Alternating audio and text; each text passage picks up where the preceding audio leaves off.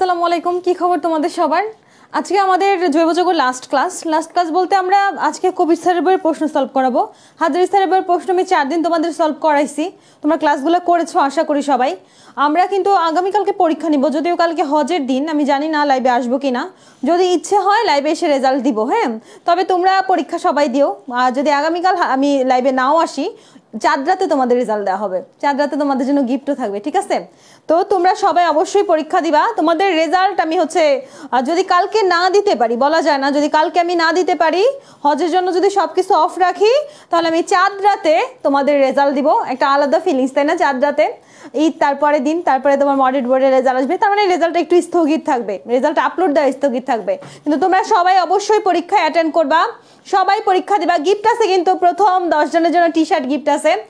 আমরা আজকে অনেক মজা করে অনেকগুলা এমসিকিউ সলভ করাবো, 50টার মতো। এবং আজকের ক্লাসের পরে তোমরা অনেকগুলো তথ্য তোমাদের কাছে চলে যাবে। কিন্তু জৈবযোগ্য, আমি আসলে জৈবযোগ্য এমসিকিউ সলভ করাইছি না, কিন্তু আমি আসলে জৈবযোগ্য পড়াইছি। সত্যিকার অর্থে আমি আসলে জৈবযোগ্য পড়াইছি, মানে যে ব্যাখ্যাগুলো তোমার কাছে রেডি হয়ে গেল, এই ব্যাখ্যাগুলো কিন্তু তুমি বই ঘেটে খুঁজেও পাবা না, মানে খুঁজে পাবা তুমি বুঝবা না আসলে কই থেকে কি আসলো। না, আমরা যেভাবে তোমাদের লিখে দিলাম, সবকিছু ঠিকঠাক করে দিলাম, আশা করি এগুলো তোমার অনেক কাজে লাগবে। ইভেন আমরা ঈদের পরে কিন্তু জৈবযোগের উপরে আমাদের একটা বিরাট তোমার প্রোগ্রাম, জৈবযোগের উপরে গিফট থাকবে তোমাদের জন্য। তারপরে আমাদের একদম জৈবযোগ মেডিকেল প্যাটার্নে পড়াই দিব। যারা ভাবছিলা জৈবযোগ স্কিপ করবা, ভয় পাচ্ছিলা যে জৈবযোগ স্কিপ করে মেডিকেল ভর্তি পরীক্ষা তুমি যেতে পারবা কিনা, তাদের জন্য একটা সুবর্ণ সুযোগ। তারা আসলে জৈবযোগ স্কিপ করে ইন্টার পরীক্ষা A+ নিয়ে আসতে পারবা, আবার মেডিকেল ভর্তি পরীক্ষাও তুমি জৈবযোগ কেমনে পড়া লাগে, কি পড়া লাগে জেনে যাবা। যাই হোক, সবাই দ্রুত আমাদের ক্লাসে জয়েন করো। আজকে আমার এমনিতেই একটু মন খারাপ হয়েছে, মন খারাপ বলতে অনেকই মন খারাপ। আমাদের অনেক বেশি তোমার অ্যাক্টিভ একজন সিএ, তোমার সুমাইয়া নূর, ওর বাবা মারা গেছে শুনলাম। আমার কাছে অনেক খারাপ লাগছে, এই জন্য অনেকক্ষণ বসেছিলাম। যাই হোক, কথা মেইন, জীবনে ভালো করার জন্য আমাদের পড়াশোনা করতে হবে, পরিশ্রম করতে হবে। তবে আলটিমেটলি তুমি তোমার বাবা মার কাছে ভালো হও, বুঝছো? বাবা মা যাতে অ্যাটলিস্ট তোমাকে নিয়ে একটু হ্যাপি থাকে, একটু খুশি থাকে যে আমার মেয়েটা ভালো, আমার ছেলেটা ভালো, আমার মেয়েটা, আমার ছেলেটা এমন কিছু করেছে, একটু হলেও আমি প্রাউড ফিল করতে পারছি। এই জাস্ট, অনেক বেশি কিছু না, অনেক বেশি যে তোমাকে অনেক বেশি রিচ হতে হবে, অনেক অনেক কিছু তোমার বাবা মাকে এনে দিতে হবে, এরকম না। জাস্ট একটু তোমার বাবা মা যাতে তোমাকে নিয়ে খুশি থাকে, জাস্ট এই ট্রাইটুকুই করো। কারণ বাবা মা মারা গেলে, বা যেই মারা যাক, কেউ মারা গেলে তো ফিরে আসে না, তাই না? বলো তো, আমরাও দুনিয়াতে থাকবো না সব সময়, আমরাও মারা যাবো এক সময়, আমাদের যখন ডাক আসবে তখন আমরা চলে যাব। কিন্তু তুমি যদি কারোর সাথে খারাপ ব্যবহার করো, আসলে আলটিমেটলি সাফার তোমাকেই করা লাগে। যেমন আমি যদি কারোর সাথে খারাপ ব্যবহার করি, আমি আসলে সেটা নিয়ে এত বেশি আপসেট থাকি, নিজেই কষ্ট পাই। আর যদি সে মানুষটা কোনো কারণে কারোর সাথে খারাপ ব্যবহার করছে এবং সে দুনিয়া থেকে চলে গেছে, আমার সেই কষ্টটা সারা জীবনের জন্য থেকে যায়, যে আমি ওই দিন ওনার সাথে একটু জুড়ে ঝাড়ি দিয়ে কথা বলছিলাম, ওনার সাথে আমি খারাপ ব্যবহারটা করছিলাম। ধরো আমার দাদি, বা ধরো আমার দাদা, বা যে কারোর সাথে, আমার সেই স্মৃতিগুলাই খালি মনে পড়ে যে আমি যদি ওই কয়েকটা দিন খারাপ ব্যবহার, এই কথাটা না বলতাম, এই কাজটা না করতাম, তার মানে দেখো আমি আসলে কারোর সাথে রাগ দেখায় আমিই কষ্ট পাচ্ছি, তাহলে লাভ হলো কি? এই জন্য আমরা নিজেরা ভালো থাকার জন্য হলেও আমরা কারোর সাথে খারাপ ব্যবহার করব না, কারোর সাথে মিসবিহেভ করবা না, কখনোই করবা না। তোমার এই কথাগুলো তোমার কাছেই ফেরত আসবে, বুঝছো?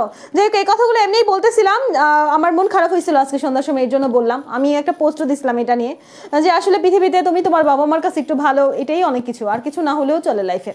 ওকে, ঠিক আছে, চলো আমরা প্রশ্ন সলভ করি। সবাই ফ্রেন্ডদেরকে মেনশন দাও, ক্লাসটা শেয়ার করো, হ্যাঁ, সুন্দর করে ফ্রেন্ডদেরকে একবার মেনশন দাও। কোন বিজ্ঞানী আধুনিক জৈব রসায়নের জনক? আধুনিক জৈব রসায়ন বলতে আসলে ল্যাবরেটরিতে জৈব রসায়ন প্রস্তুত করা যায় সেটা। সবাই ক্লাসে শেয়ার করো, হ্যাঁ, একবার শেয়ার করো, ফ্রেন্ডদেরকে একবার মেনশন দাও। আজকেও সবাই খাতা কলম নিয়ে বসো, হ্যাঁ, আজকেও সবাই খাতা কলম নিয়ে বসো। আমরা অনেকগুলা ক্লাস আজকে করাবো, অনেকগুলা তথ্য লিখবো। আচ্ছা, আমাদের বার্জিলিয়াসের কথা মনে আছে? বার্জিলিয়াস কি মতবাদ দিয়েছিলেন বলো তো? বার্জিলিয়াস আমাদের কি মতবাদ দিয়েছিলেন? আমাকে একটু দ্রুত জানাইতে হবে। বার্জিলিয়াস কি মতবাদ দিয়েছিলেন? বার্জিলিয়াস যে মতবাদটা দিয়েছিলেন তার নাম বার্জিলিয়াস যে মতবাদটা দিয়েছিলেন তার নাম কি বলো তো সবাই? তার নাম তোমার প্রাণ শক্তি মতবাদ। প্রাণ শক্তি মতবাদ, প্রাণ শক্তি মতবাদ কে দিয়েছিলেন? বার্জিলিয়াস প্রাণ শক্তি মতবাদ দিয়েছিলেন। আর আমাদের ফ্রেডরিক উইলার বা ফ্রেডরিক ভোলার, যেটাই বলো, ফ্রেডরিক উইলার বা ফ্রেডরিক ভোলার ল্যাবরেটরিতে অ্যামোনিয়াম সায়ানাইডকে অ্যামোনিয়াম সায়ানাইড থেকে কি তৈরি করেছিলেন? ইউরিয়া তৈরি করেছিলেন সমানুকরণ বিক্রিয়ার মাধ্যমে। আমি তোমাদের কিন্তু প্রথম দিন এটা দেখাইছি। ইভেন তোমার জৈবজগৎ বইয়ের, হাজারি স্যারের বইয়ের প্রথম রিয়েকশনই এটা। অ্যামোনিয়াম সায়ানাইডকে উত্তপ্ত করলে কি, অ্যামোনিয়াম সায়ানাইড থেকে কি তৈরি করা হয়েছে সমানুকরণ বিক্রিয়ার মাধ্যমে? অ্যামোনিয়াম সায়ানাইড থেকে ইউরিয়া তৈরি করা হয়েছিল, ওইটা ল্যাবরেটরিতে তৈরি করা হয়েছিল এবং ইউরিয়াটা হচ্ছে জৈব যৌগ, বুঝছো? তাহলে ল্যাবরেটরিতেও জৈব যৌগ তৈরি করা যায়, এই কথাটা কে বলেছে? ল্যাবরেটরিতেও জৈব যৌগ তৈরি করা যায়, এই কথাটা কে বলেছে? ল্যাবরেটরিতেও জৈব যৌগ তৈরি করা যায়, এই কথাটা বলেছে আমাদের ফ্রেডরিক হুইলার। ওকে, ঠিক আছে। এরপরে ফ্রিয়নের সংকেত কোনটা? ফ্রিয়নের সংকেত আমরা একটু দেখি। ফ্রিয়ন, তাই না? ফ্রিয়ন মানে CFC11, CFC11, CFC 11 সংকেত হচ্ছে CFCCl3, এটা হচ্ছে ফ্রিয়নের সংকেত। এই ফ্রিয়ন হচ্ছে নরম ফোম, যেমন বালিশ, তারপরে হচ্ছে কুশান ইত্যাদিতে নরম ফোম যেখানে আছে, নরম ফোম ইউজ করা হয়, রেফ্রিজারেটর ইউজ করা হয়, ফ্রিজারে ইউজ করা হয়, স্প্রে ক্যানে ইউজ করা হয় ফ্রিয়নস। এটা তাহলে আমাদের CFC11, এটার নাম কি বলো তো? CFC11 নাম কি? CFC11 নাম হচ্ছে ফ্রিয়নস। আমরা আরেকটা দেখবো, এয়ার কন্ডিশনার ইউজ করা হয়, প্লাস্টিক ফোমে ইউজ করা হয়, এটা হচ্ছে CFC12। CFC12 সংকেতটা একটু মনে রাখো, CF2Cl2, CF2Cl2, এটা হচ্ছে 12, ঠিক আছে? CF2Cl2, তুমি দেখো কার্বন একটা আছে 1 আর F2 আছে, তাই না? দুইটা আছে, তাহলে এখানে কিন্তু 12 লেখা যায়। দেখো দাগ দিয়ে এখানে 12 লিখে রাখো, তোমার মনে থাকবে। কার্বন হচ্ছে 1 আর F2 2, 12, তাহলে এটা হচ্ছে CFC12 বলা হয়। এটা CFC12 আর এটা হচ্ছে CFC11, বুঝছো?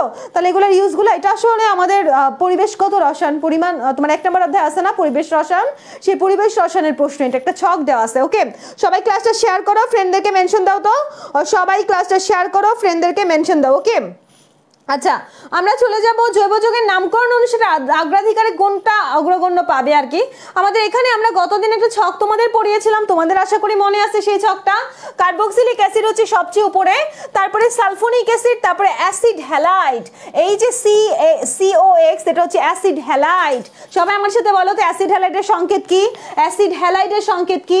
মানে দাগ দিবে একটা, তারপর COX, এটা হচ্ছে অ্যাসিড হ্যালাইড। হ্যালাইড, এই যে হ্যালোজেন মূলক থেকে হ্যালাইড কথাটা আসছে, আর এই CO মূলকটা আসছে মূলত অ্যাসিডিক মূলক থেকে, এই জন্য এটার নাম অ্যাসিড হ্যালাইড। ওকে, তারপরে আমরা পাচ্ছি অ্যাসিড অ্যামাইড, এটা কি পাচ্ছি বলো তো? অ্যাসিড অ্যামাইডও বলা হয় এটাকে, অ্যাসিড অ্যামাইড বা অ্যাসিড অ্যামাইড। সবাই ক্লাসটা শেয়ার করো, ফ্রেন্ডদেরকে মেনশন দাও। অ্যাসিড অ্যামাইড, দেখো আমাদের অ্যাসিড অ্যাসিড অ্যাসিড অ্যাসিড, তার মানে উপরের দিকে সবই অ্যাসিড। তারপর নাইট্রাল বা সায়ানাইড, মাঝখানে নাইট্রাল বা সায়ানাইড, নাইট্রাল মূলকের সংকেত তোমরা দেখেছো। আমি বারবার এই ছকটা তোমাদের চোখের সামনে আনতেছি একটা কারণেই, এই ছকটা অনেক গুরুত্বপূর্ণ একটা ছক, এই ছকটা যেমনে পারো মনে রাখতে হবে তোমার। তারপর আমরা নিচের দিকে দেবো অ্যালডিহাইড কিটোন, পাশাপাশি থাকে অ্যালকোহলও সাথেই থাকে। থায়োল, থায়োলের নাম হচ্ছে এসএস সংকেত, এটাকে মার্ক্যাপটো বলা হয়। মার্ক্যাপটো কেন জানি ইউজ করা হয় বলো তো? মার্ক্যাপটান যৌগ কোথায় ইউজ করা হয়? আমাদের কেমিস্ট্রি সেকেন্ড পেপারের প্রথম অধ্যায় পরিবেশ ওই তোমার রসায়ন যেটা, সেখানে আছে লিকেজ শনাক্তকরণে মার্ক্যাপটো ইউজ করা হয়। আমরা যে সিলিন্ডার গ্যাস ইউজ করি না, সিলিন্ডার গ্যাস আসলে গন্ধহীন গ্যাস ছিল, সিলিন্ডার গ্যাসগুলা, সেখানে মার্ক্যাপটো ইউজ করা হয় যাতে যখন সিলিন্ডার গ্যাসটা ফুটা হয়ে যায় তখন গ্যাস বের হয়ে গেলে যাতে গন্ধ ছড়ায় পড়ে এবং আমরা বুঝতে পারি যে আমাদের তোমার হচ্ছে ফুটা হয়ে গেছে, তোমার হচ্ছে লিকেজ শনাক্তকরণ, বুঝছো? সিলিন্ডার গ্যাসটা লিকেজ হয়ে গেছে এটা বোঝার জন্য মার্ক্যাপটান যৌগটা যোগ করা হয়। তারপরে আমাদের অ্যামিন, অ্যামিন তো NH2 জানোই, অ্যামিন হচ্ছে অ্যামোনিয়ার জাতক, অ্যামোনিয়া হচ্ছে NH3 হচ্ছে অ্যামোনিয়া, NH3 থেকে একটা হাইড্রোজেন সরা নিলে আমরা পাই অ্যামিন। তাহলে অ্যামিন হচ্ছে অ্যামোনিয়ার জাতক। অ্যামিন কার জাতক সবাই আমাকে বলো? অ্যামিন কার জাতক? অ্যামিন হচ্ছে অ্যামোনিয়ার জাতক। সবাই দ্রুত ক্লাস শেয়ার করো, ফ্রেন্ডদেরকে মেনশন দাও। ঈদের আগে আমাদের এটাই লাস্ট ক্লাস, ঈদের আগে ক্লাস হবে না, যদি হয় চাঁদ রাতে বা কালকে, আমার যদি মনে চায় আমি কালকে রেজাল্ট সাথে সাথে দিয়ে দেবো, নাহলে পরশু দিন আমি রেজাল্ট দিব, বুঝছো? সেই পর্যন্ত তোমরা আমাদের সাথেই থাকবা। আর তারপরে আমাদের ঈদ হবে, ঈদের পরে আবার আমরা ক্লাস শুরু করবো, ঈদের 2 একদিন পরে। তোমাদের বেশি একটা ছুটি দেওয়া যাবে না, বুঝছো? 22 বেশ পড়াশোনা করতে হবে। ওকে, ঠিক আছে। আর তারপরে আমাদের হচ্ছে অ্যালকিন, অ্যালকিন হচ্ছে 2, অ্যালকাইন হচ্ছে 3, 2 3 1, লাস্টে মনে রাখবা 2 3 1, 2 3 1 লাস্টে, ঠিক আছে? তাহলে এই ব্যাপারটা তোমরা বুঝতে পারছো। সবচেয়ে উপরে কে আছে? সবচেয়ে উপরে কার্বক্সিলিক মূলক আছে, সবচেয়ে উপরে কার্বক্সিলিক মূলক আছে। তাহলে এখানে অ্যান্সার কি হবে বলো তো সবাই? জৈব যৌগের নামকরণের অগ্রাধিকার তালিকায় কোন মূলকটা অগ্রগণ্য পাবে? সালফোনিক অ্যাসিড মূলক, না কার্বক্সিলিক মূলক, নাকি অ্যালডিহাইড মূলক, নাকি আমাদের তোমার হচ্ছে অ্যাসিড অ্যামাইড মূলক? বলো তো কোনটা প্রায়োরিটি পাবে?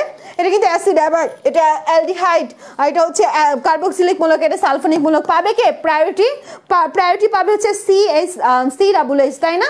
যদি এখানে CHটা না থাকতো, অন্য কিছু থাকতো, তাহলে আমাদের সালফোনিক অ্যাসিড মূলকটা প্রায়োরিটি পাইতো, তখন আমাদের সালফোনিক অ্যাসিড মূলকটা প্রায়োরিটি পাইতো, কারণ আমরা সেকেন্ডারি কাকে দেখছিলাম? আমরা সেকেন্ডারি সালফোনিক অ্যাসিড মূলকটা দেখছিলাম। যদি আমাদের CH না থেকে এখানে অন্য কিছু থাকতো, কিটোন থাকতো, তাহলে আমাদের সালফোনিক মূলকটাই প্রায়োরিটি পাইতো। বোঝা গেছে কথা? সবাই ক্লাস শেয়ার করো, ফ্রেন্ডদেরকে মেনশন দাও। ওকে, আমরা এরপরে দেখি কি আছে আমাদের। আরেকটা কোশ্চেন, হাকেল তত্ত্ব অনুসারে চাকরির কাঠামোতে 4n+2 সংখ্যক সংরক্ষণশীল পাই ইলেকট্রন থাকলে যৌগটি অ্যারোমেটিক। এটা তো আমরা জানি হাকেল সংখ্যা থেকে নির্ণয় করা যায়। এন এর মান আসলে কত হয়? n = মানে চক্রের সংখ্যা, যদি চক্র থাকে তাহলে 1, একটা চক্র থাকলে 2টা থাকলে 2, 3টা চক্র থাকলে 3, যদি চক্র না থাকে তাহলে 0, 0, 1, 2, 3, ঠিক আছে? তাহলে আমাদের n এর মান কত হবে বলো তো? n এর মান হবে 0, 1, 2, 3, n এর মান 0, 1, 2, 3 হবে, এবং 4n+2 দিয়ে আমরা যে মানটা পাবো সেটা হচ্ছে পাই ইলেকট্রনের সংখ্যা। আমরা ন্যাপথালিনের ক্ষেত্রে পাই ইলেকট্রনের মান কত পাই? ন্যাপথালিনের ক্ষেত্রে আমরা 2 যেহেতু, তাই না, ন্যাপথালিনের চক্র দুইটা, তাহলে 4n+2, দেখো আমাদের 4 দুগুণে 8 + 2, ন্যাপথালিনের ক্ষেত্রে 10। অ্যানথ্রাসিনের ক্ষেত্রে কত হবে?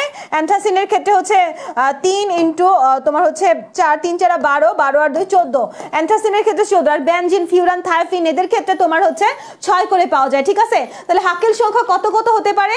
হাকেল সংখ্যা 2 হতে পারে। হাকেল সংখ্যা কত হতে পারে? 2 হতে পারে, 6 হতে পারে, 10 হতে পারে, 14 হতে পারে। 2 হতে পারে, 6 হতে পারে, 10 হতে পারে, ঠিক আছে? হাকেল সংখ্যা কত কত হতে পারে কমেন্ট করো। কি হয়েছে, আটকে গেল কেন? হাকেল সংখ্যা কত কত হতে পারে কমেন্ট করো তো, একটু আমাকে দ্রুত জানাও। হাকেল সংখ্যা কত কত হতে পারে? হাকেল সংখ্যা 2 হতে পারে, হাকেল সংখ্যা 6 হতে পারে, হাকেল সংখ্যা 10 হতে পারে, হাকেল সংখ্যা 14 হতে পারে। আমি পরীক্ষা প্রশ্ন দিতে পারি যে নিচের কোনটা হাকেল সংখ্যা নয়, তখন কিন্তু পারতে হবে আমাদের, ঠিক আছে? ওকে, আমরা চলে গেলাম পরবর্তীটাতে। আমাদের নিচের কোনটা প্রসম ইলেকট্রোফাইল? আমরা গতদিন তোমাদের পড়িয়েছিলাম যে ইলেকট্রোফাইল বলতে ইলেকট্রনকে আকর্ষণ করছে।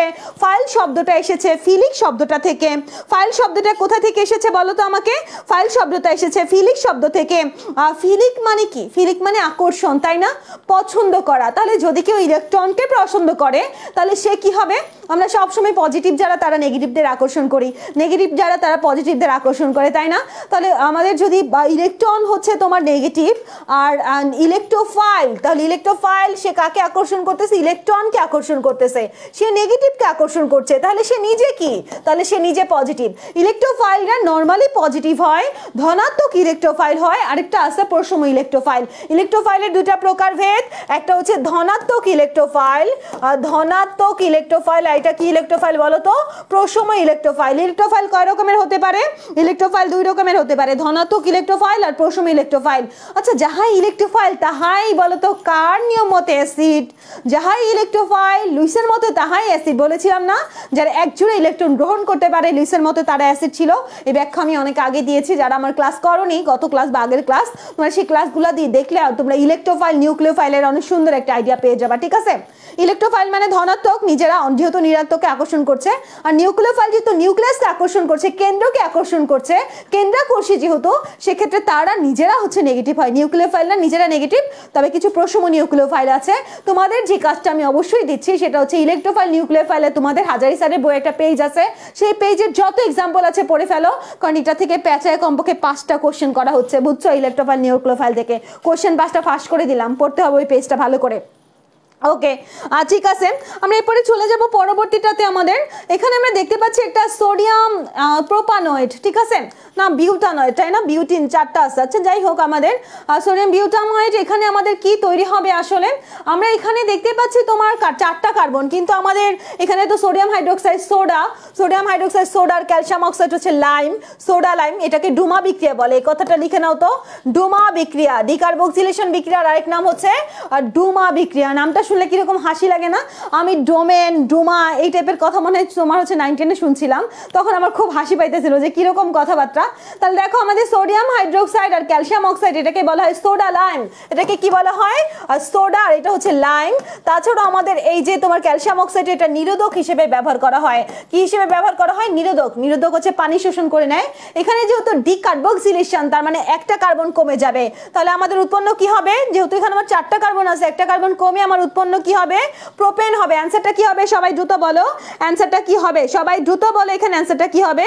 আর সবাই অবশ্যই ক্লাসটা শেয়ার করো, আজকে 50টার মতো কোশ্চেন সলভ হবে, কিন্তু এত এত ব্যাখ্যা হবে। আমার অলরেডি 5টা ক্লাস হলো আজকে, এই 5টা ক্লাসে আমি এত এত ব্যাখ্যা দিয়েছি, আমি মনে হয় তোমাদের 200টার মতো কোশ্চেন সলভ করাবো টোটাল আজকে সহ, কিন্তু এখান থেকে তুমি 1-1.5 হাজার কোশ্চেনের অ্যান্সার দিতে পারবা, যত কিছু আমি তোমাকে শিখাইছি। আমি মনে হয় জৈব যৌগ আমাদের পেইড ব্যাচে 500টা কোশ্চেনের পরীক্ষা নিয়েছিলাম আগের ব্যাচে, প্রি মেডিকেলে নিব, ওই 500টা কোশ্চেন তো পারবাই। আবার আমি তোমাদের যে পরীক্ষা একটা নিচ্ছি সেটা 100টা কোশ্চেন, 600টা কোশ্চেন, মানে এগুলো সবই পারা যাবে, বুঝা গেছে? মেডিকেলের জন্য যা আসুক না কেন। তাই ভালো করে ব্যাখ্যাগুলো সুন্দর করে লিখে নাও তো আমার সাথে সাথে। এবার সেটা টটোমার কোনটা? এখানে তুমি কাকে দেখতে পাচ্ছ বলো তো? এখানে তুমি কাকে দেখতে পাচ্ছ? প্রোপাননকে দেখতে পাচ্ছ না? প্রোপানন আসলে কি তৈরি করে? প্রোপিন টু অল তৈরি করে না? আমরা টটোমারিজম বিক্রিয়ার কথা জানি, গতিশীল কার্যকরীমূলক সমানতা পড়েছো না তোমরা? টটোমারিজম, টটোমারিজমের কথা পড়েছো সবাই? টটোমারিজম হচ্ছে গতিশীল কার্যকরীমূলক সমানতা, আর গতিশীল কার্যকরীমূলক সমানতাতে আমরা প্রোপানন থেকে প্রোপিন টু অল হতে দেখি।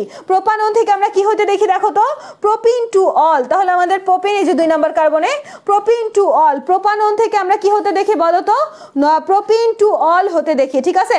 প্রোপানন থেকে আমরা কি হতে দেখি? প্রোপিন টু অল হতে দেখি। তাহলে আমাদের এখানে অ্যান্সারটা কত হবে? সবাই আমাকে একটু দ্রুত জানাই দিতে হবে এখানে আমাদের অ্যান্সারটা কত হবে। সবাই একটু দ্রুত জানাই দাও তো আমাদের এখানে অ্যান্সারটা কত হবে। আমাদের এখানে CH3 COH আর একটা হচ্ছে CH3 হবে, তাহলে ক হবে। দেখি তো অ্যান্সারটা ক আছে কিনা। হ্যাঁ, ক আছে, ঠিক আছে। তাহলে আমাদের অ্যান্সারটা কিন্তু ক আছে, বুঝেছো সবাই? সবাই আশা করি এটা বুঝেছো। ফ্রিয়ন 12 সংকেত, একটু আগে আমি ফ্রিয়ন 12 সংকেত পড়াইছি তোমাদের, মনে করে দেখো তো। ফ্রিয়ন 12 সংকেত কোনটা? কার্বন একটা ছিল বলেছিলাম, আর আমাদের ক্লোরিন বা ফ্লোরিন দুইটা ছিল 12, তাই না? তাহলে ফ্রিয়ন 12 সংকেত কোনটা আমাকে দ্রুত জানাও। ফ্রিয়ন 12 সংকেত কোনটা? আরেকটা কথা, আমাদের 200কে উপলক্ষে তোমাদের ঝিনাইদহের কেসি কলেজে মৌমি আর হচ্ছে রাপ্তি, আমাদের দুজন কো ইনস্ট্রাক্টর, ওরা প্রোগ্রাম করতে যাচ্ছে, এবং আমার আরো কিছু কলেজে প্রোগ্রাম করার ইচ্ছে আছে। তোমরাই বলো এটা কোন কলেজে প্রোগ্রাম আমি দিতে পারি, দা বলো তো। আর তোমরা তো সবাই ভাবো যে আমার মনে হয় গভর্নমেন্ট আজিজুল হক কলেজে কেউ আছে, এই জন্য আমার সেই কলেজটা আসলে এত পছন্দের। এইসব কিছুই না, আসলে আমি এমনিতেই এই কলেজটাকে পছন্দ করি। একটা সম্ভাবনা আছে গভর্নমেন্ট আজিজুল হক কলেজে কিছু হওয়ার, দেখি এটা জানাবো আমরা। আর তারপরে আমরা আরো কিছু কলেজে তোমাদের প্রোগ্রাম দিচ্ছি। আমাদের মেডিকেল আওয়ার ড্রিম গ্রুপে যেই কলেজের স্টুডেন্ট সংখ্যা বেশি, আমরা সেই কলেজেই মেডিকেল আওয়ার ড্রিমের কো ইনস্ট্রাক্টর বা মেডিকেল আওয়ার ড্রিমের ক্যাম্পাস অ্যাম্বাসেডর বা যে কাউকে প্রতিনিধি করে তোমাদের জন্য একটা প্রোগ্রামের ব্যবস্থা রাখছি। যেহেতু আমি সব জায়গায় যেতে পারছি না, তাই তোমাদের জন্য সব জায়গায় যাতে মোটামুটি একটা ছোট ছোট প্রোগ্রাম হয় সেই ব্যবস্থাটা করছি, বুঝছো? আমি দেখি 2-1 দিনের মধ্যে তোমাদের জানাবো সবকিছু। ওকে, আসো আমাদের পরবর্তী কোশ্চেনটা দেখি কি হবে। আমাদের পরবর্তী কোশ্চেনটা কি হবে? আচ্ছা, আমাদের পরবর্তী কোশ্চেনটা হচ্ছে, দেখো এটা হচ্ছে অ্যামোনিয়াম সায়ানাইড। অ্যামোনিয়াম সায়ানাইড থেকে আমরা ইউরিয়া তৈরি করতে পারছি। একটু আগে বলেছি না, অ্যামোনিয়াম সায়ানাইড থেকে ইউরিয়া তৈরির যে বিক্রিয়াটাকে সমানুকরণ বিক্রিয়া বলে। অ্যামোনিয়াম সায়ানাইড থেকে ইউরিয়া তৈরির যে বিক্রিয়া সেটাকে সমানুকরণ বিক্রিয়া বলে। ফ্রেডরিক উইলার বা বোলার ল্যাবরেটরিতে অ্যামোনিয়াম সায়ানাইড থেকে ইউরিয়া তৈরি করেছিল, এটা সেই বিক্রিয়া। তোমাদের এটা আমি প্রথম দিনই পড়াইছি। এবার আসো ক্লিমেনসন বিজারণ বিক্রিয়া। আমরা এখন একটু ক্লিমেনসন বিজারণ বিক্রিয়া পড়াবো, এবং আমি তোমাদের এই ক্লাস শেষ হইলে কিছু বিক্রিয়া আমি তোমাদের একসাথে করে দিব, বুঝছো? এখন আমরা একটু ক্লিমেনসন বিজারণ বিক্রিয়াটা পড়ব। ক্লিমেনসন বিজারণ বিক্রিয়াতে আসলে অ্যালডিহাইড বা কিটোন থেকে অ্যালকেন উৎপন্ন হয়। ক্লিমেনসন বিজারণ বিক্রিয়াতে অ্যালডিহাইড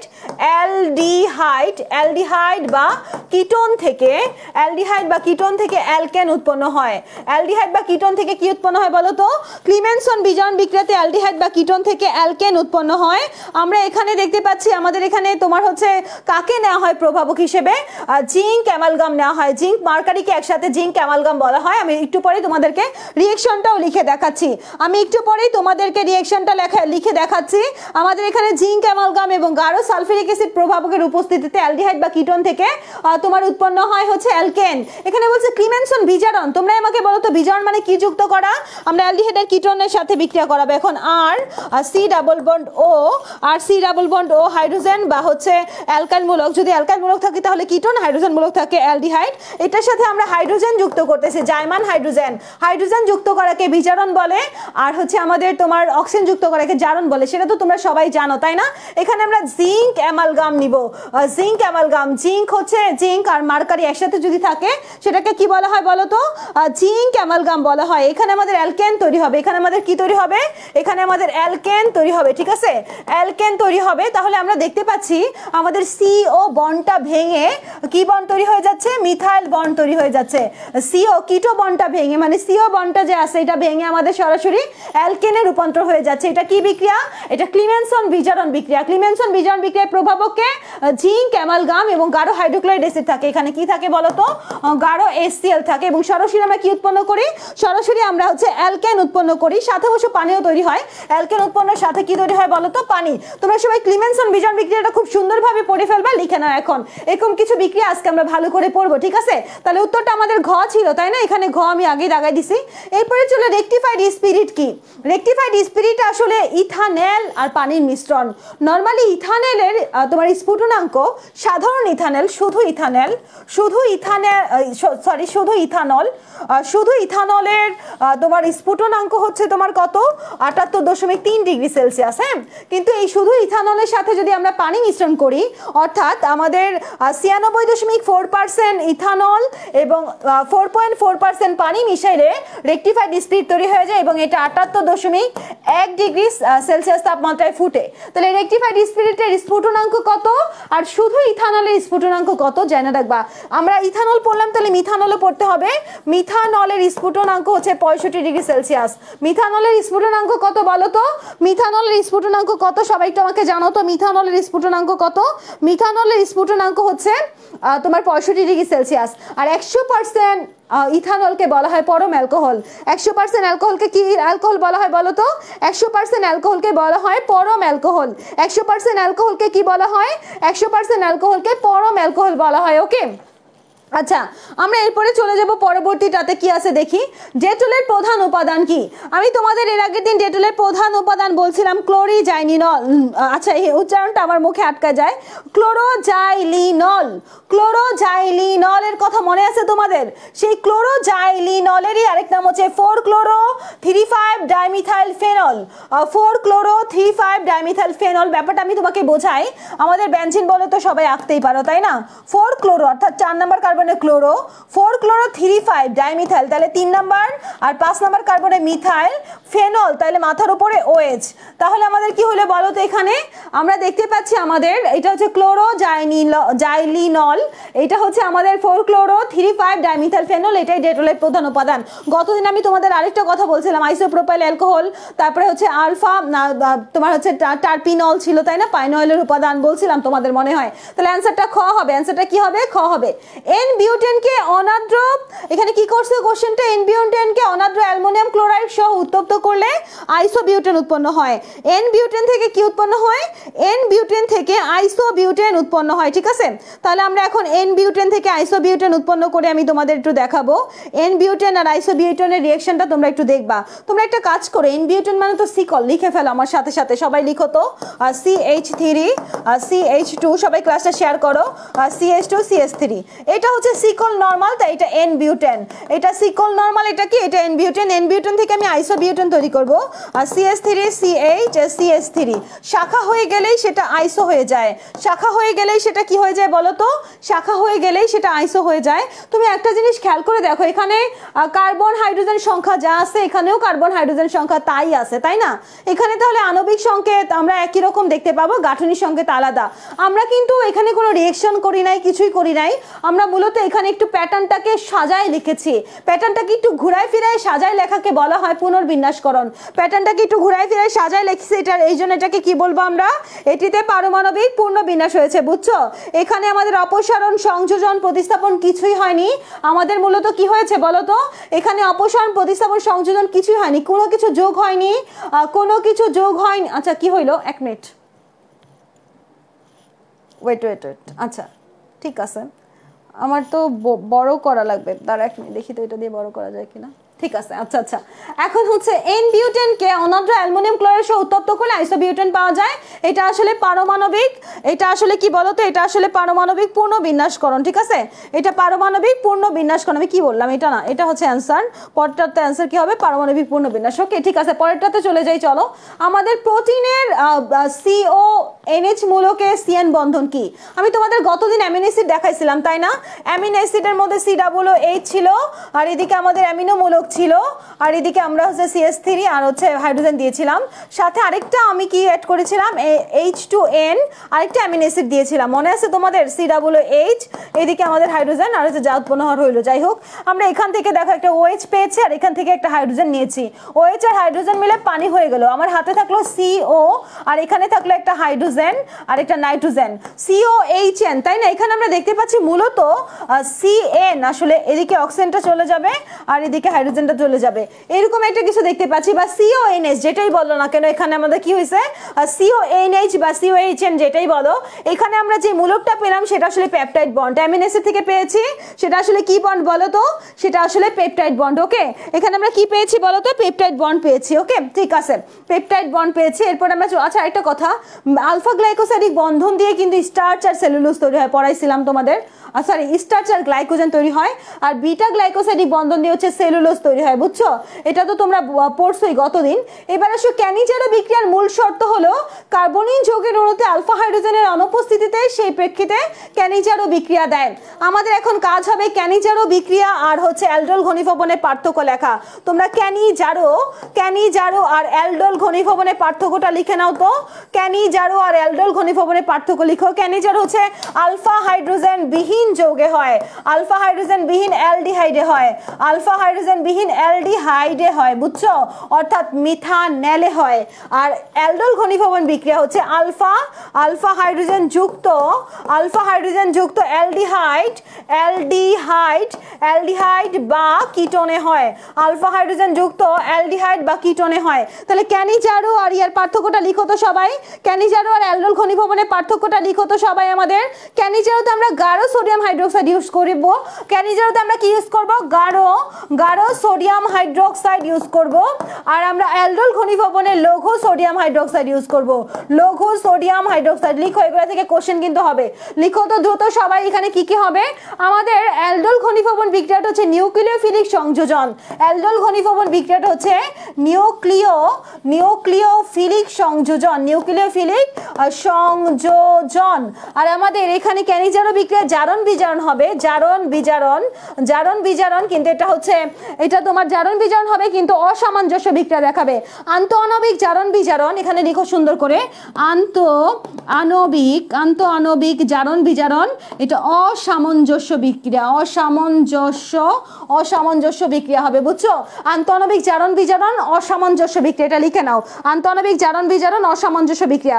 সবাই খুব সুন্দর করে পাঠ্যকটা খাতায় লিখো, অ্যালডোল ঘনীভবন বিক্রিয়া আর হচ্ছে ক্যানিজারো বিক্রিয়া। এখন তোমাদের অনেকের কোশ্চেন, আপু আলফা হাইড্রোজেন কি, আলফা হাইড্রোজেন কি বলবো? সবাই দ্রুত মেনশন দাও, সবাই ফ্রেন্ডদেরকে দ্রুত মেনশন দাও, আমি আলফা হাইড্রোজেন কি সেটা বোঝাবো।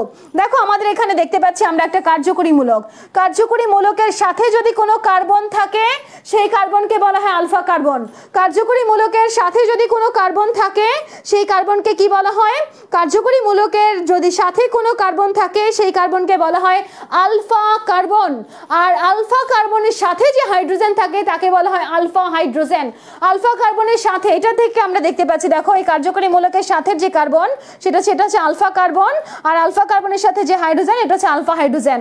আর এটা কথা, কার্যকরী মূলকের সাথে যে কার্বন সেটা হচ্ছে আলফা কার্বন, তার সাথে আলফা হাইড্রোজেন, আর তার পরের কার্বনটাকে বলা হয় বিটা কার্বন, বিটা কার্বনের সাথে বিটা হাইড্রোজেন, বুঝছো? তার মানে আমাদের কার্যকরী মূলকের সাথে যদি কোনো কার্বন থাকে সেটা আলফা কার্বন, তার সাথে যদি হাইড্রোজেন থাকে তাহলে সেটা আলফা হাইড্রোজেন। আমরা কি এখানে কোনো আলফা হাইড্রোজেন পাচ্ছি? এটা ক্যানিজারো বিক্রিয়া, আমার আলফা হাইড্রোজেন লাগবেই না, কারণ ক্যানিজারো বিক্রিয়া এমন অ্যালডিহাইড দেয় যার আলফা হাইড্রোজেন নাই, ক্যানিজারো বিক্রিয়া এমন অ্যালডিহাইড দেয় যার আলফা হাইড্রোজেন নাই, ঠিক আছে? ক্যানিজারো বিক্রিয়া এমন অ্যালডিহাইডরা দেয় যাদের আলফা হাইড্রোজেন। এমন একটা অ্যালডিহাইডের নাম বলো তো যে ক্যানিজারো বিক্রিয়া দেয়, এমন একটা অ্যালডিহাইড হচ্ছে মিথানেল, যার আলফা হাইড্রোজেন নাই। এই হাইড্রোজেনটা আসলে আলফা হাইড্রোজেন না, আলফা কার্বন থাকলে আলফা হাইড্রোজেন হইতো। পার্থক্যটা লিখা হলে বলো তো আমাকে দ্রুত, পার্থক্যটা লিখা হয়েছে তোমাদের? সবাই পার্থক্যটা লিখেছো?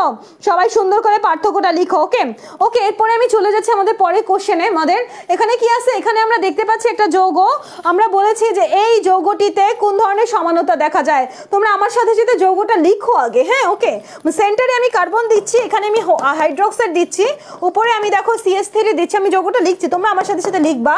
তারপর নিচে CH2CHO দিচ্ছে, বুঝছো? CH2CHO দিচ্ছি। যৌগটার মধ্যে কি কাইরাল কার্বন দেখতে পাচ্ছ? কাইরাল কার্বন হচ্ছে এমন একটা কার্বন যে কার্বনের চারটা হাতে চারটা ভিন্ন জিনিস থাকে। কাইরাল কার্বন এমন একটা কার্বন যে কার্বনের চারটা হাতে চারটা ভিন্ন জিনিস থাকে, সেটা হচ্ছে কাইরাল কার্বন।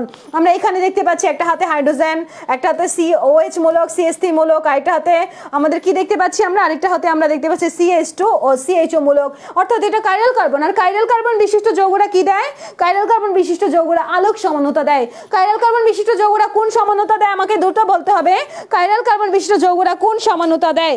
কাইরাল কার্বন বিশিষ্ট যৌগরা কোন সমানতা দেয়? দ্রুত আমাকে জানাও তো কমেন্ট করে, কাইরাল কার্বন বিশিষ্ট যৌগরা কোন সমানতা দেয়? কাইরাল কার্বন বিশিষ্ট যৌগরা আলোক সমানতা দেয়। ওকে, ক্লিয়ার সবাই? আশা করি তোমরা সবাই ক্লিয়ার। ওকে, ঠিক আছে, এরপরে চলে যাব দুটি এনানসিওমার সমবর্তিত আলোর তলকে আবর্তন করে। দুটি এনানসিওমার বলতে আসলে দুটো আলোক সক্রিয় তোমার হচ্ছে দুটো আলোক সক্রিয় সমাণুকে এনানসিওমার বলে। আমি ব্যাপারটা একটু বোঝাচ্ছি তোমাদের। এই জায়গায় যদি আমি একটা দর্পণ রাখতাম, এখানে একটা দর্পণ রাখলে আমার এই জিনিসটা এইদিকে একটা তোমার হচ্ছে সমাণু তৈরি হতো। অর্থাৎ ব্যাপারটা অনেকটা এরকম, আমি তোমাকে একটু হাত দিয়ে দেখাই।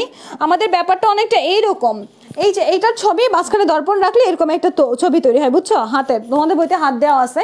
তার মানে আমাদের যে যৌগটা তৈরি হচ্ছে, অর্থাৎ এটা যদি পজিটিভ হয় এটা হচ্ছে নেগেটিভ, অর্থাৎ তাদের সবকিছুই ঠিক আছে, পারমাণবিক বিন্যাস বলো যাই বলো সবই ঠিক আছে, শুধু দিকটা ভিন্ন।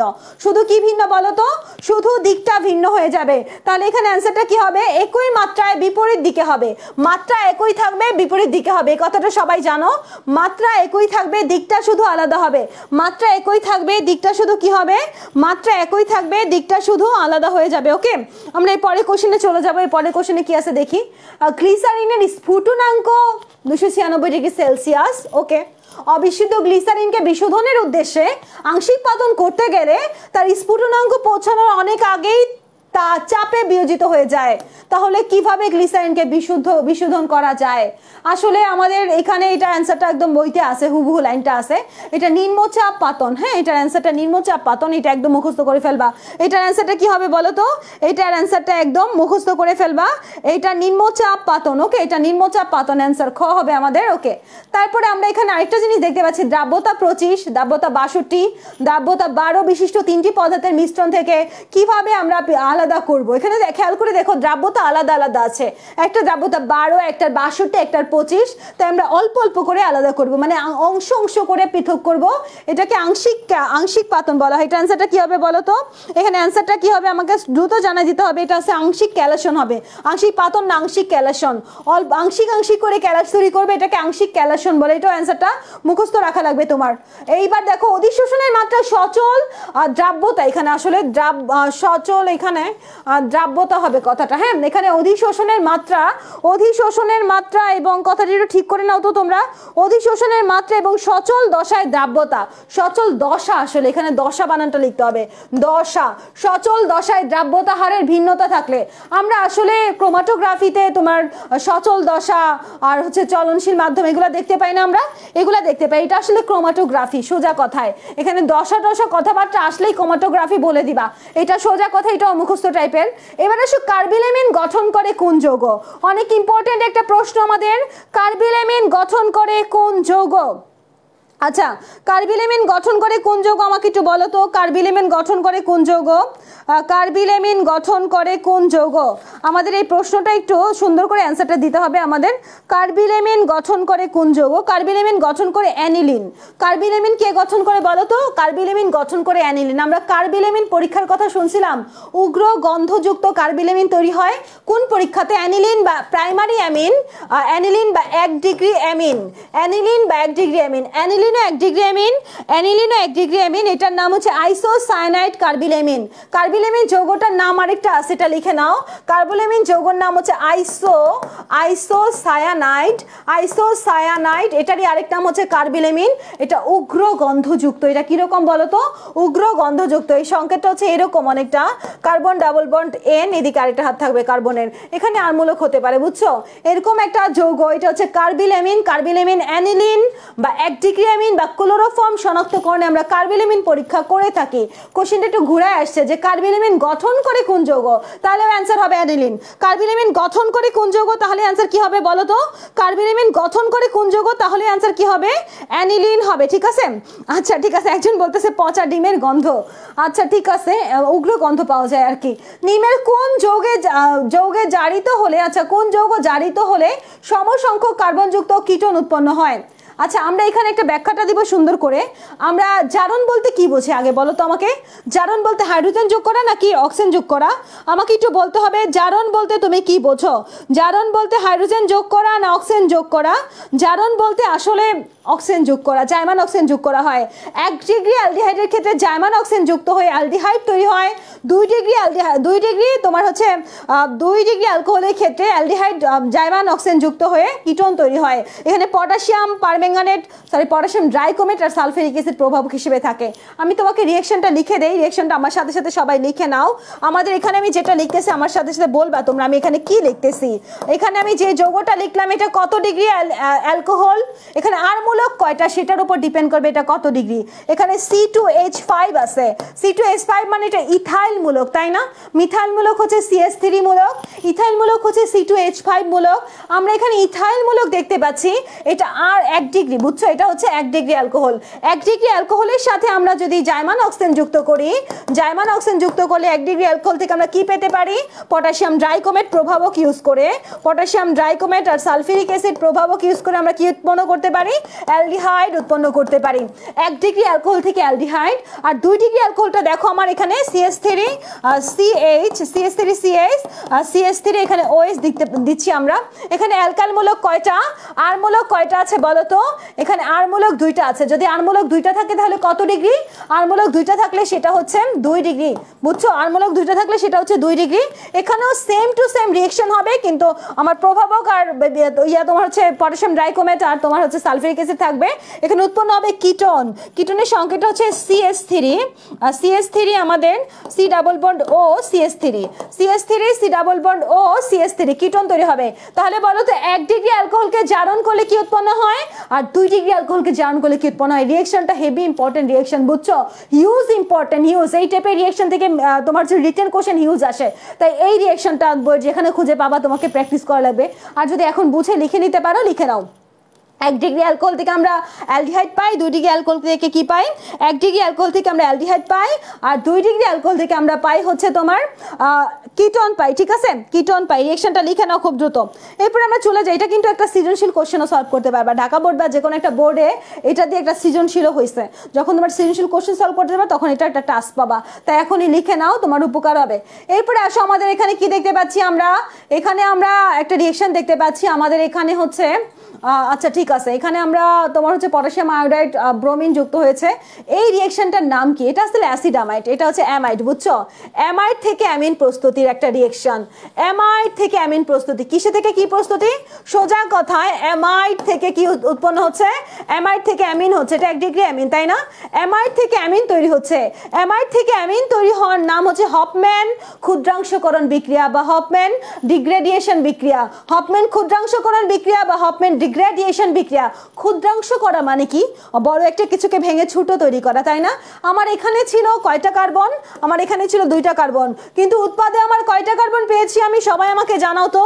আমার এখানে ছিল 2টা কার্বন, কিন্তু আমি উৎপাদে কয়টা কার্বন পেয়েছি? কার্বন কমে যাবে, কার্বন কমে যাওয়াকে বলা হয় ক্ষুদ্রাংশকরণ। এটা হফম্যান নামক বিজ্ঞানী আবিষ্কার করেছে, তাই তার নাম অনুসারে হফম্যান ক্ষুদ্রাংশকরণ বিক্রিয়া। তোমাকে যদি আমি কোশ্চেন করি সরাসরি যে অ্যামাইড থেকে অ্যামিন তৈরির বিক্রিয়ার নাম কি বলো তো একটু তাড়াতাড়ি। অ্যামাইড থেকে অ্যামিন তৈরির বিক্রিয়ার নাম কি? এটা খুব সুন্দরভাবে লিখে নাও তো সবাই। অ্যামাইড থেকে অ্যামিন তৈরির বিক্রিয়ার নাম কি? অ্যামাইড থেকে অ্যামিন তৈরির বিক্রিয়ার নাম হচ্ছে হফম্যান ক্ষুদ্রাংশকরণ বিক্রিয়া। অ্যামাইড থেকে এখানে পটাশিয়াম হাইড্রোক্সাইডও দিতে পারো, সোডিয়াম হাইড্রোক্সাইডও দিতে পারো, বইতে সোডিয়াম হাইড্রোক্সাইড দিয়ে করা আছে, সমস্যা নাই। হফম্যান ক্ষুদ্রাংশকরণ বিক্রিয়া বলো তো অ্যামাইড থেকে অ্যামিন তৈরির বিক্রিয়ার নাম কি? অ্যামাইড থেকে সরাসরি অ্যামিন তৈরির বিক্রিয়ার নাম হচ্ছে হফম্যান ক্ষুদ্রাংশকরণ বিক্রিয়া, বুঝছো? হফম্যান ক্ষুদ্রাংশকরণ বিক্রিয়া। এখান থেকে আমি একটা কার্বন কমাই দিছি, কার্বন কি যোগ করেছি না কার্বন কমিয়ে দিয়েছি বলো তো আমাকে একটু। আমি কি কার্বন যোগ করেছি না কার্বন কমিয়ে দিয়েছি? আমরা কার্বন কমিয়ে দিয়েছি। যেহেতু আমরা কার্বন কমিয়ে দিয়েছি তাহলে এইটাতে অপসারণ করা হয়েছে। এই হফম্যান ক্ষুদ্রাংশকরণ বিক্রিয়ার আরেকটা নাম হচ্ছে অপসারণ বিক্রিয়া। এখানে অপসারণ বিক্রিয়া হয়েছে। বলো তো হফম্যান ক্ষুদ্রাংশকরণ বিক্রিয়াতে সংযোজন ঘটে না অপসারণ ঘটে? কমেন্ট করে জানাও সবাই আমাকে। সবাই ক্লাসে শেয়ার করার পরীক্ষা কিন্তু কালকে 7:30টায়। সবাই অবশ্যই পরীক্ষা দিবা এবং আমরা অবশ্যই লাইভে এসে মজা করে তোমাদের রেজাল্ট দিব, অনেক মজা হবে সবাই। বেশি সংখ্যক স্টুডেন্ট পরীক্ষা দিলে কম্পিটিশন বেশি হয়, অনেক স্টুডেন্ট পরীক্ষা দিয়ে কেটে আমরা চাই। হফম্যান ক্ষুদ্রাংশকরণ বিক্রিয়া একটা অপসারণ বিক্রিয়া, যেহেতু একটা কার্বন কমে যাচ্ছে তাহলে এটা একটা অপসারণ বিক্রিয়া। আর এখানে যে আমরা পটাশিয়াম হাইড্রোক্সাইডটা নিচ্ছি এটা alcoholic potassium hydroxide, alcoholic potassium hydroxide, জলীয় না, ঠিক আছে, আমরা অ্যালকোহলিক পটাশিয়াম হাইড্রোক্সাইড নিচ্ছি। ওকে, তাহলে আমি আরেকবার বলি, এটা হচ্ছে অ্যামাইড থেকে অ্যামিন তৈরির বিক্রিয়া এবং এটা বিজ্ঞানী হফম্যান এটা করেছে। উনি রিঅ্যাকশন করে দেখলো যে কার্বন সংখ্যা একটা কমে গেছে, কার্বন সংখ্যা কমে গেছে মানে হফম্যান ক্ষুদ্রাংশকরণ হয়েছে। হফম্যান ক্ষুদ্রাংশকরণ বিক্রিয়া বা হফম্যান ডিগ্রেডিয়েশন বিক্রিয়া, এখানে একটা কার্বন কমে যাচ্ছে তাই এটা একটা অপসারণ বিক্রিয়া। এখানে আমরা সোডিয়াম হাইড্রোক্সাইড নিতে পারি, তবে পটাশিয়াম হাইড্রোক্সাইডটা অ্যালকোহলিক পটাশিয়াম হাইড্রোক্সাইড নেওয়া হয়। কিরকম পটাশিয়াম হাইড্রোক্সাইড নেওয়া হয় বলো তো?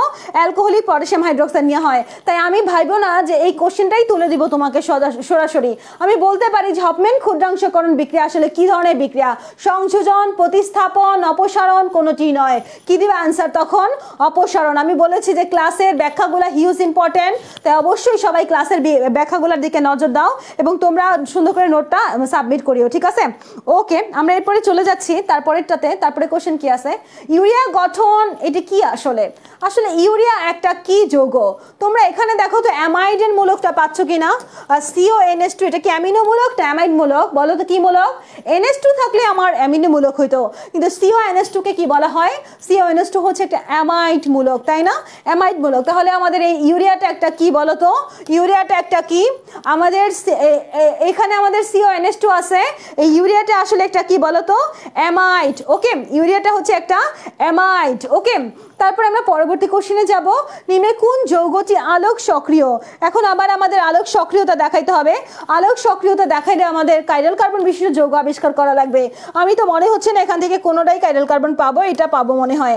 দেখি চলো তো, আমাদের সেন্টারে আমি আগে কাকে রাখবো? সেন্টারে কার্বনকে রাখলাম, এক হাতে হাইড্রোজেনকে দিয়ে দিলাম, আরেক হাতে NH2 কে দিয়ে দিলাম, আরেক হাতে COOH কে দিয়ে দিলাম, আরেক হাতে CS3 কে দিয়ে দিলাম, বুঝছো? তাহলে চারটা হাতে যদি চারটা ভিন্ন জিনিস থাকে তাকে কি বলা হয়? চারটা হাতে যদি চারটা ভিন্ন জিনিস থাকে তাহলে তাকে কাইরাল কার্বন বলে। আর কাইরাল কার্বন বিশিষ্ট যৌগরা কি দেখায়? কাইরাল কার্বন বিশিষ্ট যৌগরা আলোক সক্রিয়তা দেখায়, আলোক সক্রিয়তা দেখায় কাইরাল কার্বন বিশিষ্ট যৌগরা। তাহলে এখানে এটা হচ্ছে আলোক সক্রিয় যৌগ, ঠিক আছে? আলোক সক্রিয়তা দেখায় কারা বলো তো? কাইরাল কার্বন বিশিষ্ট যৌগরা কি দেখায়? কাইরাল কার্বন বিশিষ্ট যৌগরা আলোক সক্রিয়তা দেখায়, কাইরাল কার্বন বিশিষ্ট যৌগরা আলোক সক্রিয়তা দেখায়। তাহলে আমাদের এটা হচ্ছে একটা কাইরাল কার্বন, কারণ তার চারটা হাতে চারটা ভিন্ন জিনিস আছে। এটা একটা কাইরাল কার্বন, তাই তার চারটা হাতে চারটা কি আছে? ভিন্ন জিনিস আছে। সবাই ক্লাস একবার শেয়ার করো, ফ্রেন্ডদেরকে মেনশন দাও, ঠিক আছে? সবাই ক্লাস শেয়ার করো, ফ্রেন্ডদেরকে আবার মেনশন দাও। ওকে, তারপরে আমরা চলে যাই ফুলারিন কি? ফুলারিন আসলে কার্বনেরই একটা রূপভেদ, বুঝছো? ফুলারিন আসলে কার্বনেরই একটা রূপভেদ। এটা হচ্ছে বুকমিনিস্টার ফুলারিন বলা হয়। তোমার বুকমিনিস্টার ফুলারিন সম্পর্কে তোমরা জৈব যৌগে পড়েছো হয়তো অল্প একটু করে। আমরা কার্বনের আরো কিছু রূপভেদের কথা বলবো তোমাদের আজকে।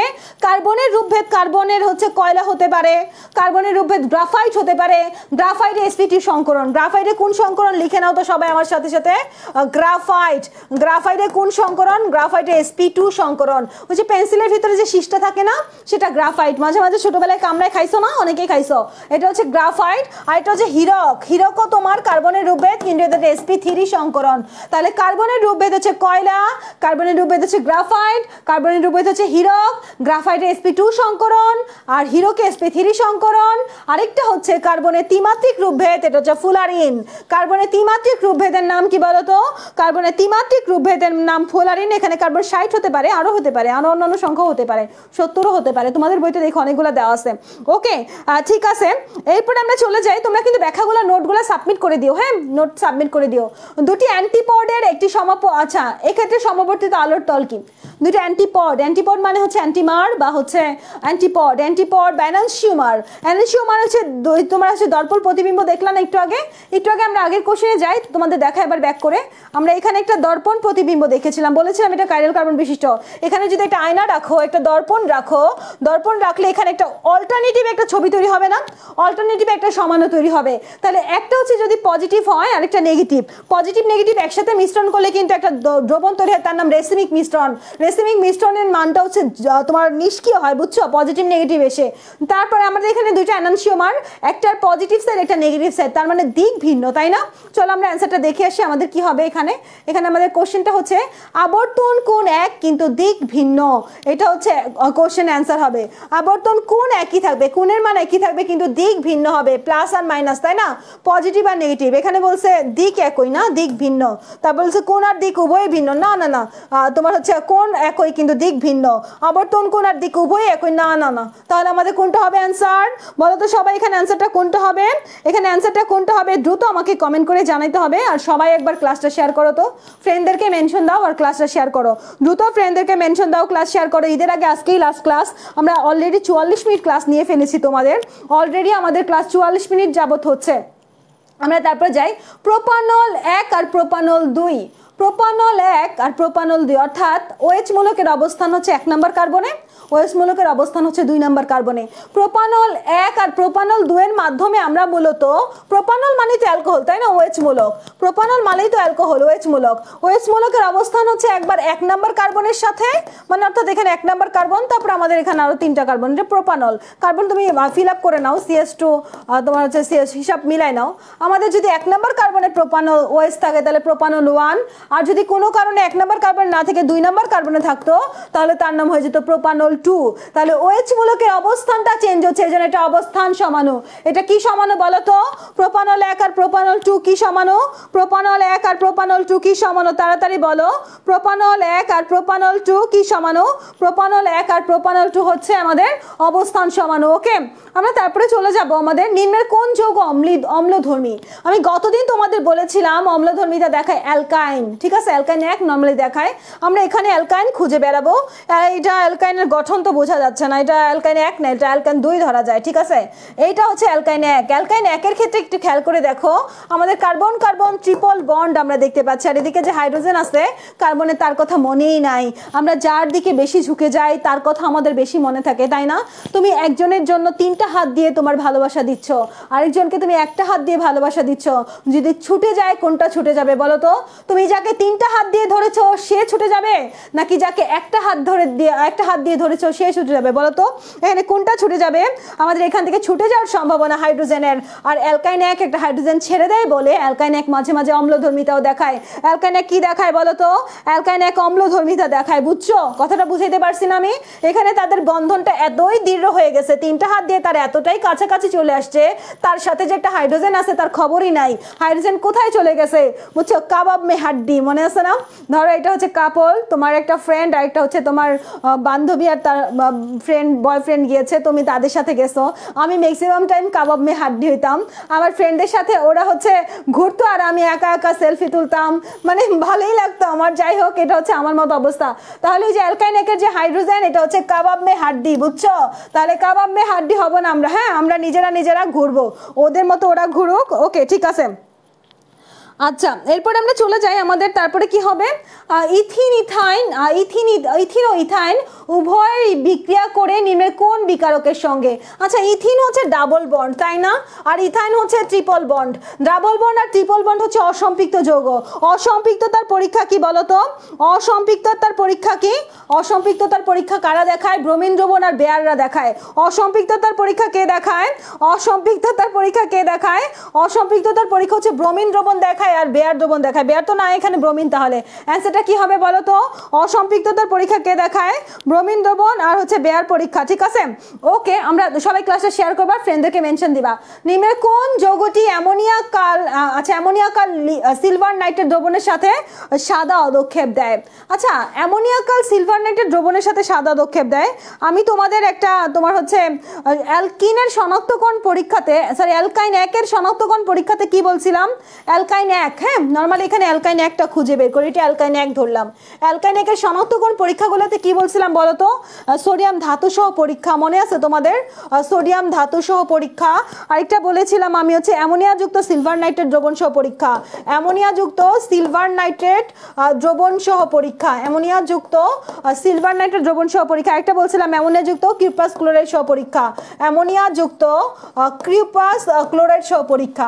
কিউপাস ক্লোরাইড তো ফেনল দ্রবণ, ফেনল বিকারক, ফেলিং দ্রবণ, সরি ফেলিং দ্রবণ, আর এটা হচ্ছে আমাদের তোমার সাদা দক্ষেপ পড়তেছে। তো তাহলে আমাদের সিলভার নাইট্রেট, সিলভারের সাদা দক্ষেপ, অর্থাৎ তোমার কি এটা কি বিকারক বলো তো? টলেন বিকারক, তাই না? টলেন বিকারক পরীক্ষা, এটা অনেকটা টলেন বিকারকের সাথেই মিল পাওয়া যাচ্ছে। তাহলে এটা কার হবে অ্যান্সার? সবাই আমাকে দ্রুত অ্যান্সার দাও, এটা কি হবে অ্যান্সার? নর্মালি অ্যালকাইন এক অ্যামোনিয়া যুক্ত সিলভার নাইট্রেট দ্রবণের সঙ্গে বিক্রিয়া করে সিলভার অ্যালকানাইডের সাদা দক্ষেপ দেয়। এটা নর্মালি অ্যালকাইন একের শনাক্তকারী পরীক্ষা। আমি একটু আগে বলছিলাম এটা নর্মালি অ্যালকাইন একের কি বিক্রিয়া? অ্যালকাইন একের শনাক্তকারী পরীক্ষা। আর আমাদের এখানে অ্যালকাইন এক শুধুমাত্র অপশন বিতেই আছে। অ্যালকাইন এক শুধুমাত্র কোথায় আছে? অপশন বিতে আছে। তোমরা যদি রিয়েকশনটা শিখতে চাও, চলো আমরা একটু রিয়েকশনটা শিখাই। যেহেতু জৈব যৌগ, রিয়েকশন না শিখালে কিরকম খালি খালি লাগে। আচ্ছা, যেহেতু জৈব যৌগ তাই আমি রিয়েকশন শিখাই দিচ্ছি তোমাদের। এটার সাথে তুমি প্লাস দিয়ে সিলভার আরেকটা হচ্ছে NH3 আর 2 আরেকটা হচ্ছে NO3 দাও, ঠিক আছে? রিয়েকশন করে তুমি কি উৎপন্ন করতে পারছো দেখো তো। এখানে আমরা হচ্ছে কি নিয়েছি, আমরা অ্যামোনিয়াকাল সিলভার নাইট্রেট নিয়েছি। আমাদের উৎপাদটা কি হচ্ছে? সিলভার অ্যালকানাইড হচ্ছে CH3 CH2, ঠিক আছে? CH3 আমাদের ট্রিপল বন্ড ভেঙে আমাদের এই জায়গাতে কি হবে বলো তো? এখানে হচ্ছে আমাদের ট্রিপল বন্ড ভাঙবে না, থেকেই যাবে। এখানে আমাদের কার্বন হাইড্রোজেনটা চলে যায় সিলভার যুক্ত হবে, হাইড্রোজেনটা চলে যায় কি হবে? হাইড্রোজেনটা চলে যায় সিলভার যুক্ত হবে। এবং তারপরে আমাদের এখানে অ্যামোনিয়াম নাইট্রেট উৎপন্ন হবে, সাথে হচ্ছে অ্যামোনিয়া উৎপন্ন হবে, অ্যামোনিয়াম নাইট্রেট আর অ্যামোনিয়া উৎপন্ন হবে, বুঝছো? তাহলে অ্যান্সারটা হবে এটা। তোমাদের বইতে রিয়েকশনটা আছে, এটা একটু একবার প্র্যাকটিস করে নেওয়া উচিত তোমাদের। এটা একটু কঠিন রিয়েকশন মোটামুটি, এটা একবার একটু প্র্যাকটিস করে নিও। তারপরে আমাদের হ্যালোফ্রম যৌগ কি? এটা তোমাদের একটু পড়া লাগবে। চলো আমরা একটু হ্যালোফ্রম নিয়ে পড়ি।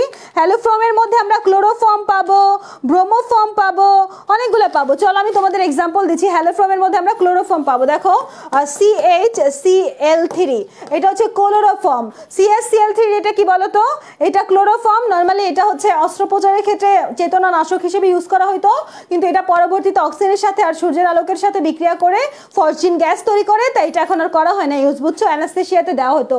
এটা হচ্ছে ক্লোরোফর্ম আর এটা হচ্ছে ব্রোমোফর্ম CHBr3, এটা হচ্ছে ব্রোমোফর্ম। আর CH এটা হচ্ছে I3, এটা হচ্ছে আয়োডোফর্ম। তাহলে আমরা কি পাইলাম বলো তো? এখানে আমরা ট্রাই হ্যালো অ্যালকেন পাইলাম না? ট্রাই হ্যালো অ্যালকেন, এটাকে আমি যদি CH আর X3 লিখি, কয়টা অ্যালকেন? আমাদের কয়টা হ্যালোজেন? 3টা হ্যালোজেন, তাই না? ক্লোরিন 3টা, ব্রোমিন 3টা, তাহলে ট্রাই হ্যালো অ্যালকেন। তাহলে এটা কি একটা বলো তো? Try hello alkane. কি হবে অ্যান্সার? Try hello alkane. এটার অ্যান্সারটা কি হবে আমাকে দ্রুত জানাও। Try hello alkane. আচ্ছা, এখানে যেহেতু আসছি আমাদের একটু হাসুনে গ্যাস আর কার্বনে গ্যাস পড়া উচিত, বুঝছো? কার্বনে গ্যাসের সংকেত কি বলো তো? কার্বনে গ্যাসের সংকেতটা কি হবে কেউ জানো?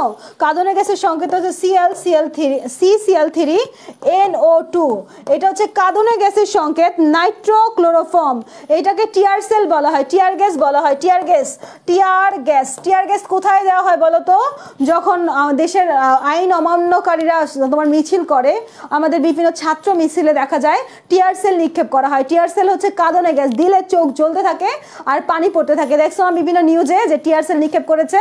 তাহলে এটা হচ্ছে বিভিন্ন ক্ষেত্রে মিছিলে প্রয়োগ করা হয় টিয়ার সেল। এটা কি? এটা হচ্ছে নাইট্রো, কি বলো তো এটার নামটা হচ্ছে নাইট্রোক্লোরোফর্ম। এটার নাম হচ্ছে নাইট্রোক্লোরোফর্ম, মনে রাখো সবাই, নাইট্রোক্লোরোফর্ম, এটা টিয়ার সেল। আচ্ছা, টিয়ার সেল জানলা, তোমাদেরকে হাসুনে গ্যাস জানার ইচ্ছা নেই, কার্বনে গ্যাস তো জানলা। লাফিং গ্যাস বা নাইট্রাস অক্সাইড সম্পর্কে জানবা না? লাফিং গ্যাস বা নাইট্রাস অক্সাইডের সংকেতটা হচ্ছে N2O। লাফিং গ্যাস বা নাইট্রাস অক্সাইডের সংকেতটা হচ্ছে N2O, এটা লিখে নাও। এটা হচ্ছে নাইট্রাস অক্সাইড। আমি বারবার বলছি, ক্লাস না করলে কিন্তু প্রশ্ন অ্যান্সার দিতে পারবা না। ক্লাসের যে ব্যাখ্যাগুলো আছে, ব্যাখ্যাগুলো থেকেই প্রশ্ন হবে, বুঝছো? কঠিন প্রশ্ন হবে মোটামুটি। আমাদের নাইট্রাস অক্সাইড হচ্ছে লাফিং গ্যাস বা হাসুনে গ্যাস। অনেক সময় অনেকে ভুলে এটা Na2 বলে ফেলে, Na2O বলে ফেলে, কিন্তু Na2O বলবা না, এটা হচ্ছে N2O, হচ্ছে নাইট্রাস অক্সাইড, বুঝছো? এটা হচ্ছে লাফিং গ্যাস বা হাসুনে গ্যাস, যেটাই বলো। তাহলে এগুলো একটু জেনে রাখলে, এখানে অনেকগুলো ব্যাখ্যা দিয়েছি, লিখে নাও। গ্রিগনার বিকারক কি? নরমালি গ্রিগনার বিকারক হচ্ছে RMgX, নরমালি গ্রিগনার বিকারক হচ্ছে RMgX। আর হচ্ছে অ্যালকাইল মূলক হচ্ছে CS3 হতে পারে, তারপর C2H5 হতে পারে, ম্যাগনেসিয়াম Mg হচ্ছে ম্যাগনেসিয়াম, আর X হতে পারে ক্লোরিন বা ব্রোমিন হতে পারে, ব্রোমিন দিয়ে ক্লোরিন দিয়ে বেশি করা হয় রিঅ্যাকশনগুলো। তাহলে আমরা এখানে RMgX দেখতে পাচ্ছি, দেখো তো খুঁজে RMgX পাওয়া যাচ্ছে কিনা। এখানে RMg নাই, খালি X আছে, হবে না, RX আছে, বুঝছো? এটা অ্যারাইল ব্রোমাইড আছে, আমাদের হচ্ছে বেনজোব্রোমাইড, বেনজিন বলয়ের সাথে ব্রোমিন আছে। এখানে আমরা ধরে নিলাম এটাকে যদি কোনোভাবে আর, তারপরে Mg ম্যাগনেসিয়াম আছে, I আছে, আয়োডিন আছে, X ধরে বেঁধে এটাকে অ্যান্সার করা যায় আর কি, বুঝছো? এটাকে ধৈরা বেঁধে অ্যান্সার করা যায়। এটা দিছে অ্যান্সার, যদিও টাইপিং মিস্টেকও হতে পারে, জানি না, আমার কাছে এখানে তোমার আর কোনোটাই অ্যান্সার মনে হচ্ছে না। আবার বইতেও দেখলাম এটাই অ্যান্সার দিছে, ধৈরা বেঁধে এটা অ্যান্সার বানানো যায়। এবার হিমায়ক তরল রূপে ব্যবহৃত হয় কোনটা? হিমায়ক তরল কোনটা জানো? স্প্রে করো না তোমরা, স্প্রে ক্যান করো না, তারপর হচ্ছে আমরা বিভিন্ন তোমার হচ্ছে স্প্রে ক্যান থাকে, হিমায়ক তরল বলা হয় সেগুলাকে। ভিতরে অনেক বেশি চাপ দিয়ে তোমার তরল করে রাখা হয়, বিভিন্ন তোমার হচ্ছে পারফিউমে ব্যবহার করা হয়, বুঝছো? হিমায়ক তরল রূপে ব্যবহার করা হয় মূলত CFC12 হিমায়ক তরল রূপে CFC12 ব্যবহার করা হয়। মূলত কোনটা ব্যবহার করা হয় হিমায়ক তরল রূপে?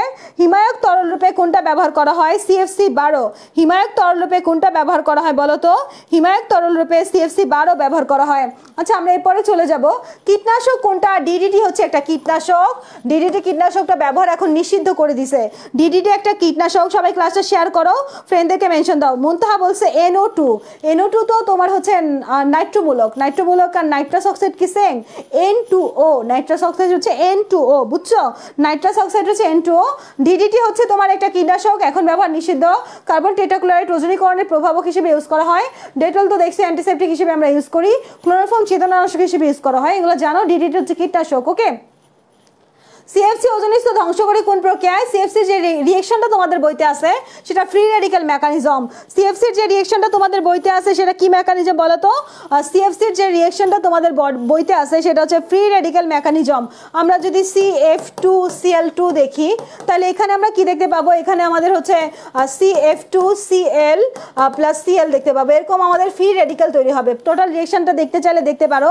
ওজনের সাথে বিক্রিয়া করবে আমাদের এই Cl, ওজনের সাথে বিক্রিয়া করে আমাদের কি তৈরি করবে? ওজনের সাথে বিক্রিয়া করে আমাদের ClO, তারপর অক্সিজেন এটম টাইপের তৈরি করবে, বুঝছো? তার মানে আমরা বারবারই ফ্রি রেডিক্যাল দেখতে পাচ্ছি। আমরা বারবারই কি দেখতে পাচ্ছি এখানে বলো তো? আমরা বারবারই ফ্রি রেডিক্যাল দেখতে পাচ্ছি। তারপরে আলটিমেটলি ClOটা আবার অক্সিজেন পরমাণুর সাথে বিক্রিয়া করে আবার হচ্ছে ক্লোরিন তৈরি করবে। এখানে দেখো, এখানে যে ClO আছে না, এটা অক্সিজেন পরমাণুর সাথে বিক্রিয়া করে নরমাল ক্লোরিন মুক্ত মূলক তৈরি করতে পারে।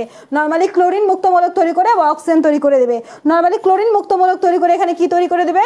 নরমালি ক্লোরিন মুক্তমূলক তৈরি করে অক্সিজেন তৈরি করে দেবে। অর্থাৎ আলটিমেটলি ওজনটা আমাদের অক্সিজেনে রূপান্তর হয়ে যাবে। এইভাবে আমাদের ওজন স্তর ক্ষয় হয়ে যেতে পারে, বুঝছো? তার মানে আমরা যে CFC ব্যবহার করতেছি, আমরা বাসায় এয়ার কন্ডিশনার লাগাচ্ছি, আমরা বাসায় ফ্রিজ ব্যবহার করতেছি, রেফ্রিজারেটর ব্যবহার করতেছি, স্প্রে দিচ্ছি, এগুলো থেকে মূলত আমাদের এই CFC বের হচ্ছে। এই CFC বের হয়ে আমাদের যে ওজন স্তর আছে, ওজন স্তরে যাচ্ছে, ওজন স্তরে যে ওজনের সাথে বিক্রিয়া করতেছে এবং ফ্রি রেডিক্যাল তৈরি করতেছে। এইভাবে আমাদের ওজন স্তর ফুটা হয়ে যাচ্ছে, ছিদ্র হয়ে যাচ্ছে। ওজন স্তরকে পৃথিবীর ছাতা বলা হয়। ছাতা যদি ছিদ্র হয়ে যায় তাহলে ছাতার ভিতর দিয়ে সূর্যের আলো সরাসরি এসে আমাদের স্কিনে পড়বে। সূর্যের আলো সরাসরি আমাদের স্কিনে পড়লে আমাদের স্কিনে ক্যান্সার হতে পারে, বুঝছো? তারপর গ্লোবাল ওয়ার্মিং হতে পারে, অনেক সমস্যা হতে পারে। বুঝা গেছে?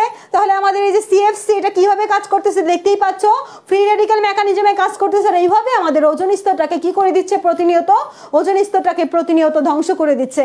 বোঝা গেছে? তাই আমাদের তোমার শেখ হাসিনা বিভিন্ন মিটিংয়ে যে বলছে যে আপনারা যারা রিস্ক কান্ট্রি আছেন, রিস্ক কান্ট্রি বলতে আমেরিকা, ইউরোপ, যারা অনেক বেশি তোমার এইসব দামি দামি জিনিসপত্র ইউজ করে, রেফ্রিজারেটর, এয়ার কন্ডিশনার, বাংলাদেশে সবার বাসাতে এয়ার কন্ডিশনার নাই, রেফ্রিজারেটর নাই, কিন্তু দেশের বাইরে সবাই মূলত রেফ্রিজারেটর, এয়ার কন্ডিশনার ইউজ করে। তারা মূলত প্রচুর পরিমাণে কি দিচ্ছে? CFC পাঠাচ্ছে আমাদের পৃথিবীতে। CFC দিচ্ছে বলে আমাদের ওজন স্তর ফুটা হয়ে যাচ্ছে। এই জন্য শেখ হাসিনা মন্ট্রিল প্রোটোকলের মাধ্যমে রিকোয়েস্ট করছিল, বুঝছো? এটা তোমরা পড়বা সামনে। যাই হোক, ওকে, এরপর আমরা চলে যাব পরবর্তীটাতে। দেখি আমাদের আর কতক্ষণ ক্লাস নিব, শেষ পর্যায়ে মনে হয় আমরা। স্থায়ী চেতনানাশক নয় কোনটা? ক্লোরোফর্ম স্থায়ী চেতনানাশক নয়, কারণ ক্লোরোফর্ম থেকে কি উৎপন্ন হয়? ক্লোরোফর্ম অক্সিজেনের সাথে বিক্রিয়া করে ফসজিন গ্যাস উৎপন্ন করে। ক্লোরোফর্মটা অক্সিজেনের সাথে রিঅ্যাকশন করে সূর্যের আলোকের ইউভি সূর্যের আলোক দিয়ে কি তৈরি করে বলো তো ফরচিন গ্যাস তৈরি করে 2COCl2 2COCl2 কে বলা হয় কি বলো তো কার্বিনল ক্লোরাইড আচ্ছা এটার নাম হচ্ছে কার্বনিল ক্লোরাইড গতদিন আমি বলছিলাম এটার এক নাম হচ্ছে ফসজিন গ্যাস এই ফসজিন গ্যাসটা আমাদের জন্য অনেক ক্ষতিকর এটা তোমার হচ্ছে এর জন্য এখন অ্যানেস্থেসিয়াতে ইউজ করা হয় না তাই এখানে অ্যান্সার হবে এ সবাই ক্লাসটা একবার শেয়ার করো তো ফ্রেন্ডদেরকে আরেকবার মেনশন করো বিউটানল 2 কে গাঢ় সালফিউরিক অ্যাসিড সহ বিক্রিয়া করলে উত্তপ্ত করলে মূলত কি পাওয়া যায় এখানে আমাদের একটা রিঅ্যাকশন আছে বিউটানল 2 এর একটা রিঅ্যাকশন আছে বিউটানল 2 কে আমরা যদি গাঢ় সালফিউরিক অ্যাসিড সহ রিঅ্যাকশন করি চলো আমরা রিঅ্যাকশনটা করি হ্যাঁ CH3CH2 CH নিচে OH দিবা বিউটানল 2 যেহেতু তাহলে আমাদের এখানে CH3 হবে গাঢ় সালফিউরিক অ্যাসিড দিবা H2SO4 তারপর তুমি একটু দেখো এখানে আমাদের এখানে তোমার একটা হাইড্রোজেন চলে যাবে এখান থেকে বুঝছো এখান থেকে একটা হাইড্রোজেন বের করে এই OH এর সাথে হাইড্রোজেনটা মিলে কি তৈরি হবে এই OH এর সাথে হাইড্রোজেনটা মিলে পানি তৈরি হয়ে যাবে তারপর আমাদের থাকলো কারা হচ্ছে CH3 CH double bond CH তারপরে CH3 বুঝছো এখানে 2 নাম্বার কার্বনে আমরা ডাবল বন্ড দেখতে পাচ্ছি এটা আমাদের বিউটিন 2 তাহলে আমরা কি দেখতে পাচ্ছি দেখো তো আমরা দেখতে পাচ্ছি বিউটানল 2 কে গাঢ় সালফিউরিক অ্যাসিড সহ বিক্রিয়া করলে 180 ডিগ্রি সেলসিয়াস তাপমাত্রায় বিউটানল 2 কে গাঢ় সালফিউরিক অ্যাসিড সহ বিক্রিয়া করলে আমাদের প্রধানত কি উৎপাদ পাওয়া যায় প্রধানত বিউটিন 2 উৎপাদ পাওয়া যায় প্রধানত আমাদের কি উৎপাদ পাওয়া যায় বলো তো প্রধানত আমাদের বিউটিন 2 উৎপাদ পাওয়া যায় ঠিক আছে তাহলে 71 এর অ্যানসার কি হবে সবাই একটু আমাকে জানাই দাও তো এটার অ্যানসারটা কি হবে সবাই একটু দ্রুত জানাই দাও আমরা প্রায় শেষ পর্যায়ে আসি ক্লাসে হ্যাঁ আমাদের আর বেশিক্ষণ নাই ক্লাস এরপরে আইসোপ্রোপাইল অ্যালকোহল কি আইসোপ্রোপাইল অ্যালকোহল আসলে প্রোপানল 2 আইসোপ্রোপাইল অ্যালকোহল আইসোপ্রোপাইল মানে শাখা প্রোপানল 2 এর সংকেত দেখছিলেন না তোমরা আইসোপ্রোপাইল অ্যালকোহল হচ্ছে প্রোপানল 2 ঠিক আছে শাখা আইসোপ্রোপাইল অ্যালকোহল 3টা কার্বন দিবা 3টা কার্বন দিয়ে তোমার হচ্ছে 2 নম্বর কার্বনে OH দিবা শর্টকাটে দেখালাম আর কি বুঝছো আইসোপ্রোপাইল অ্যালকোহল প্রোপানল 2 ঠিক আছে আর তারপরে আমাদের এখানে আমরা দেখতে পাচ্ছি এখানে একটা জিনিস খেয়াল করো CH3 CH আচ্ছা যাই হোক 5 নাম্বার কার্বন একটা মাধ্যমে 5 নাম্বার এই যে 5 নাম্বার কার্বন আছে 5 নাম্বার কার্বনের পরমাণুতে কোন ধরনের সংকরণ বিদ্যমান 5 নাম্বার কার্বন এখানে কার্বন কত বন্ধন কার্বন সিঙ্গেল বন্ধন যেহেতু কার্বন সিঙ্গেল বন্ধন 5 নাম্বার কার্বনে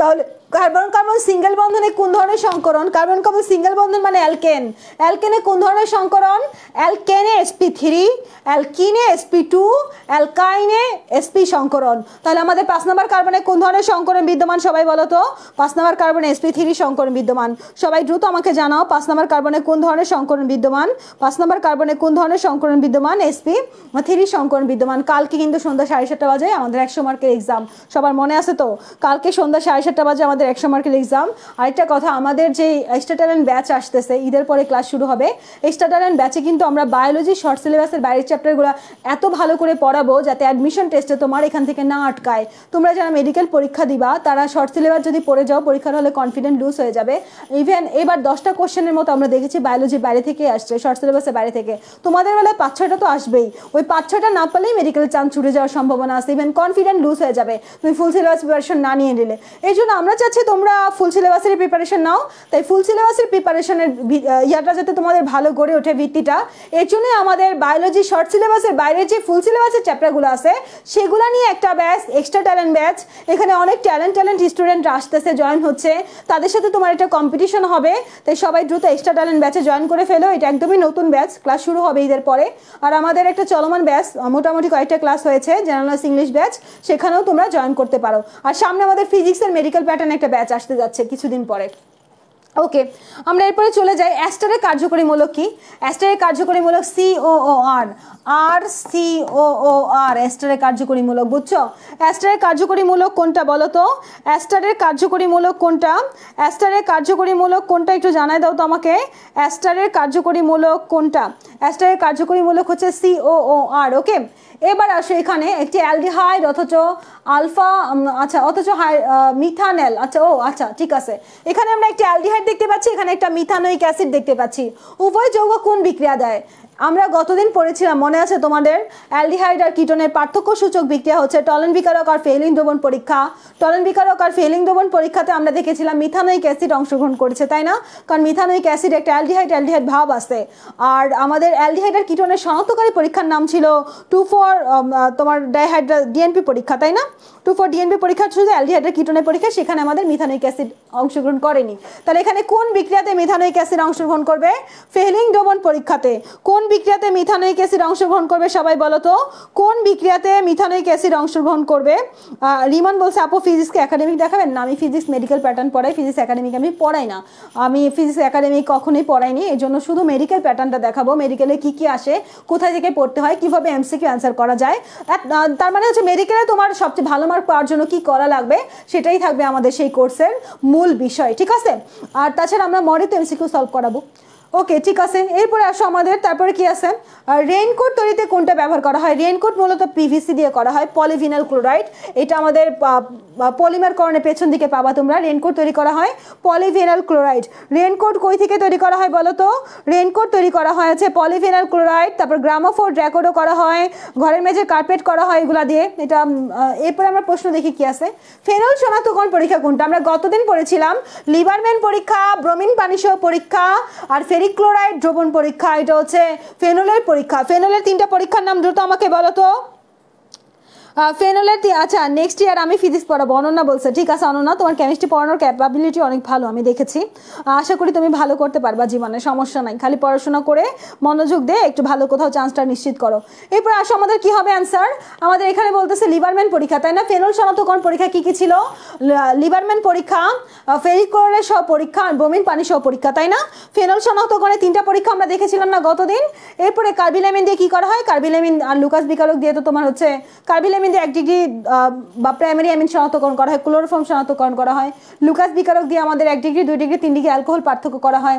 ওকে, যোগ ও সোডিয়াম আছে, এখানে আয়োডিন আছে। আয়োডিন আছে, হলুদ অদক্ষেপ পড়ছে তোমাদের বইতে একটা পরীক্ষা আছে, এটার নাম আয়োডোফর্ম পরীক্ষা।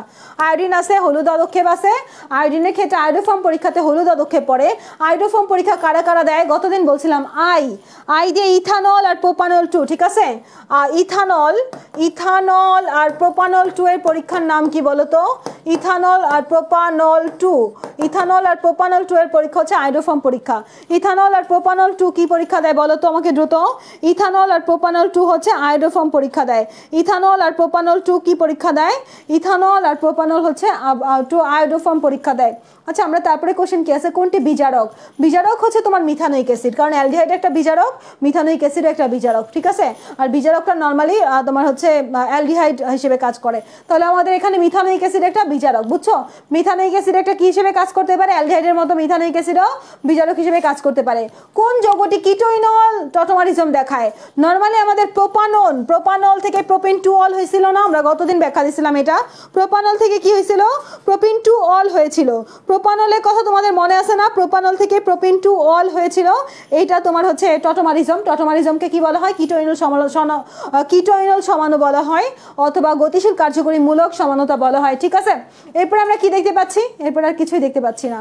তারা আজকে ক্লাস এখানেই রাখবো আমরা। আমি ভাবছিলাম তোমাদের অনেকগুলো রিয়েকশন দেখাবো, কিন্তু তোমাদের এখন আর ক্লাসের ভালো লাগবে না, 1 ঘন্টার উপরে হয়ে গেছে। তো আজকের ক্লাস আমাদের এখানেই থাকবে।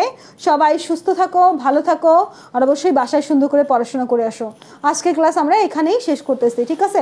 সবাই সুস্থ থাকো, ভালো থাকো, এখানেই আমাদের আজকের ক্লাস শেষ করতেছি। আল্লাহ।